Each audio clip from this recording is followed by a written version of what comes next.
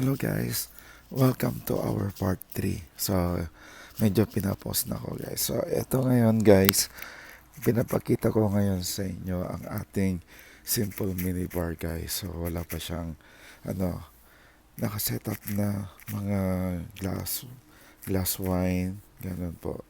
Sa may konting mga liquor din na naka-display po sa ating minibar. So, ayan po. Kasi may tinatamad po akong mag-display yung mga ibang alak natin guys. So, ayan muna ang itsura ng ating minibar. So, ayan po, pinapakita ko na guys sa inyo.